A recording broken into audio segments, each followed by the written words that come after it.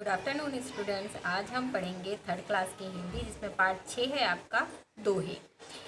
चलिए पहला दोहा देख लेते हैं। काल करे सो आज करे सो अब, पल में परलय होएगी बहुरी करेगा कब। मतलब आज का काम हमें कल पे छोड़ना नहीं चाहिए। क्यों? क्योंकि एक पल में क्या हो जाए ये हमें नहीं पता है।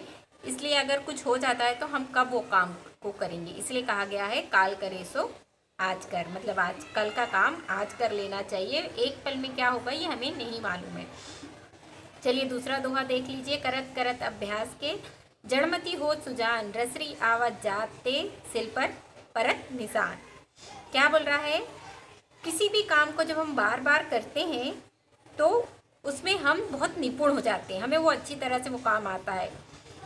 किस प्रकार? जिस तरह देखा होगा आप लोगों ने कुएं पे जो पत्थर लगे रहते हैं, इस पर जब पानी भरते हैं तो जो रस्सी है, पानी भरते हैं तो जो रस्सी बार बार उस पर पड़ती है तो उससे निशान पड़ जाते। इसी प्रकार जड़मती मतलब जड़ बुद्धि, जिसके पास बुद्धि नहीं है, अगर उसके ऊपर भी बार बार अभ्यास किया जाए, उसे बार बार सिखाया जाए तो वो भी कैसा हो जाएगा? बुद्धिमान हो जाएगा।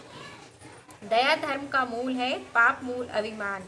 तुलसी दया न छोड़िए, जब लग घट में प्राण।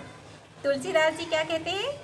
कहते हैं कि धर्म जो है वो दया से उत्पन्न होता है और अभिमान से पाप। इसीलिए तुलसीदास जी कहते हैं कि दया को मत छोड़ो। क्यों नहीं छोड़ना है? जब तक हमारे शरीर में जान है तब तक हमें दया को नहीं छोड़ना है। देखिए अगला देखिए।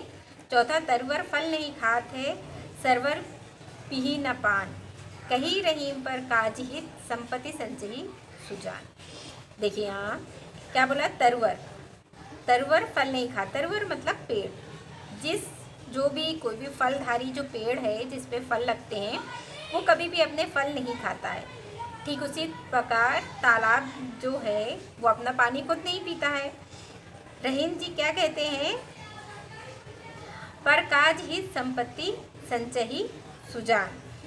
ठीक उसी प्रकार जो सज्जन लोग रहते हैं वो दूसरों के हित के लिए संपत्ति का संचय करते हैं। मतलब अपनी जो संपत्ति है उनको संपत्ति को सहेज के रखते हैं दूसरों के हित के लिए। जिस प्रकार पेड़ दूसरों को फल देता है और तालाब दूसरों को पानी देता है, ठीक उसी प्रकार जो सज्जन व्यक्ति है वो अपनी संपत्ति का संचय दूसरों के लिए करते हैं। चलिए पांचवा देख लीजिए। गुरु कुम्हार शिष्य कुंभ, घड़ी घड़ी काढ़ा खोप, अंतर हाथ सहार थे बाहर मारे जो। यहाँ पर कबीरदास जी ने गुरु की तुलना कुम्हार से की है और घड़े की तुलना शिष्य से की है। किस तरह? जिस तरह कुम्हार घड़े को बनाता है ठीक उसी प्रकार एक गुरु भी शिष्य को बनाता है। कुम्हार अपने घड़े बनाने के लिए उसका शेप सही करने के लिए क्या करता है? अंदर से हाथ लगाता है, ऊपर से चोट मार के उसको सही शेप देता है। ठीक उसी प्रकार गुरु भी शिष्य की भलाई के लिए कई बार उसे डांटता मारता भी है।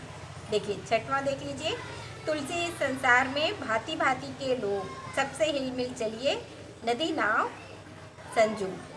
तुलसीदास जी कहते हैं कि संसार में भिन्न भिन्न प्रकार के लोग रहते हैं, अलग अलग तरह के लोग रहते हैं, तो हमें सभी के साथ मिलजुल कर रहना चाहिए। किस तरह मिलजुल कर रहना चाहिए? जिस तरह नाव और नदी के संयोग से पार हो जाता है। मतलब नदी और नाव जिस तरह मिलकर दूसरों को नदी के पार करा देते हैं, ठीक उसी तरह हमें भी संसार के सभी लोगों के साथ मिलजुल कर रहना चाहिए और इस संसार रूपी जो भव सागर है उससे पार हो जाना चाहिए।